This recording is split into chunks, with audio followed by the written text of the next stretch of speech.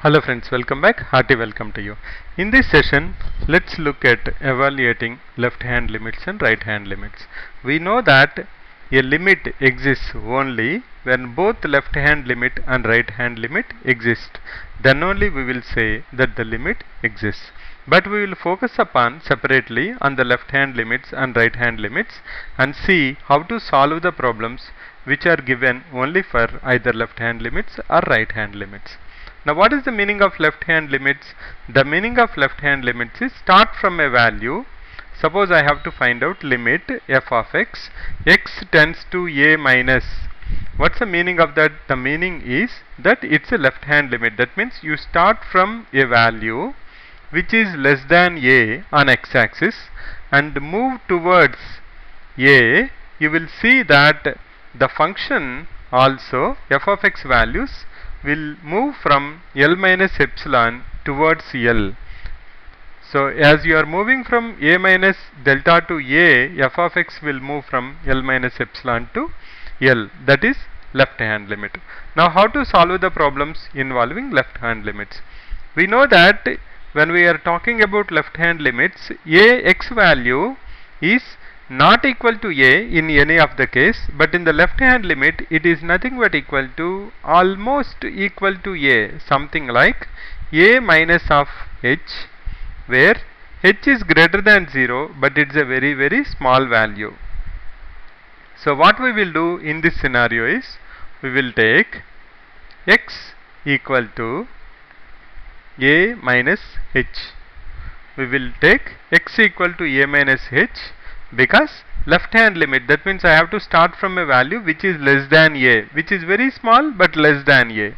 Now what happens now? I will solve the problem by saying limit f of a minus h as, if you see here, if x is tending towards a, what h will tend to? Because x equal to a minus h will tend to 0. So we can say that limit f of a minus h tends to 0. This is how we solve the problems involving left hand limit. Similarly, if it is right hand limit, how will we give the right hand limit? We will give the right hand limit by saying limit f of x tends to a plus.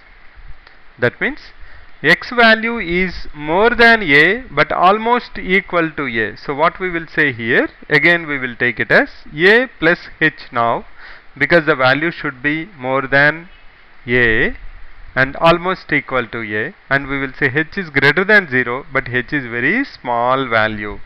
Now how will you solve this? Similarly, like how we solved left hand limits, we will convert that as limit f of a plus h as h tends to 0. That is how we can evaluate left hand limit and right hand limit. We will do one example so that we can understand left hand limit and right hand limit, and also we can see by that the limit exists only when both left hand limit and right hand limit exist. So let's have a look at one example. Let's look at this example. We are taking one example to evaluate left hand limit and right hand limit. We will say the limit exists at that particular point, that means here x equal to 1, if both left hand limit and right hand limit are equal. In the future sessions we will see if this is also equal to f of 1, then we will call the function as continuous at x equal to 1. We will see that in coming sessions. For now, let's try to calculate the left hand limit and right hand limit. Okay, first let me go for the left hand limit. Limit x tends to 1 minus, I have to calculate f of x. Now function value is given in different intervals. This is called as piecewise function, right? That means for different intervals we have different functions. So if x is between 0 and 1, including 1, it is 5x minus 4. Now I am talking about 1 minus means it is less than 1. So I should take this function now. Before that, I know that if it is LHL, we are calculating LHL. So I know that x equal to nothing but a minus h, that is 1 minus h, and also h is tending towards 0.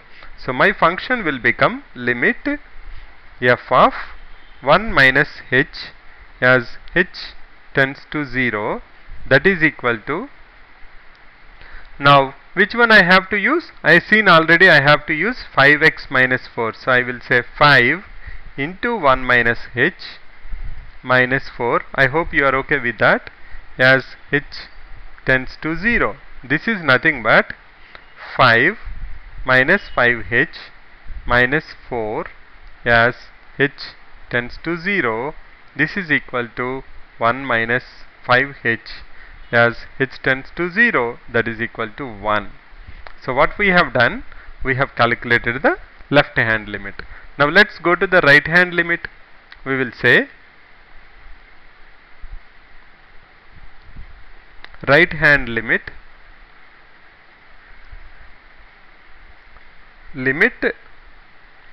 f of x tends to 1 plus. That means I have to pick the piece where the interval is more than 1. That means I have to select the second one. What is that? 4x cube minus 3x. I'll write it down here so that I'll not forget. 4x cube minus 3x. Okay. Now first I have to change this. I know that if it is right hand limit, then x equal to 1 plus h, because x value should be more than 1, and also h is tending towards 0. So this function will become limit f of 1 plus h as h tends to 0. This is nothing but equal to, we know what is the function we have to use, that is nothing but 4x cube minus 3x. So it is 4 into 1 plus h whole cube minus 3 into 1 plus h as h tends to 0. Now if I substitute h equal to 0, I get 4 into 1 cube minus 3 into 1, that's equal to 1. So we can see now that left hand limit and right hand limit, both of them are equal. Now what we can say based on this?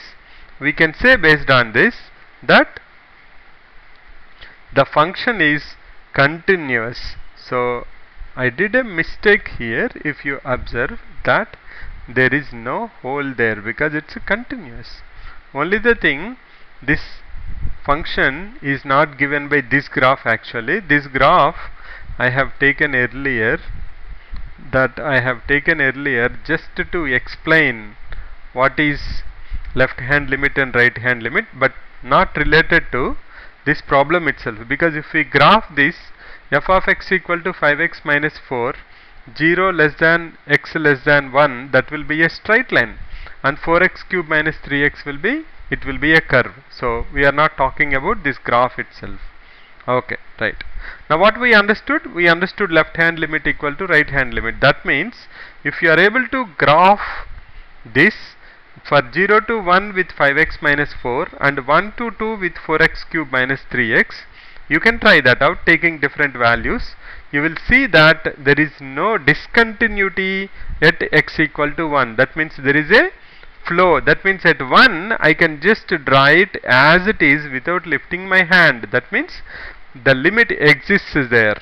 Okay, right. So in the next session we will solve limits using direct substitution. This is just a simple example on left hand limits and right hand limit.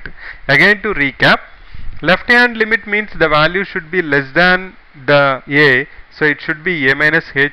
If it is right hand limit, the value should be more than a, so it should be a plus h. And we are talking about h very small value which is greater than 0, but it is a very small value, so h tends to 0. We want to make h tends to 0 so that a plus h or a minus h. If I say a minus h and h tends to 0, I am trying to move towards a as close as possible. If I say a plus h and h tends to 0, I am trying to come down to a as close as possible. One from left hand direction, one from right hand direction. So in the next session we will solve limits using direct substitution method. Thanks for your time. Bye for now. See you again.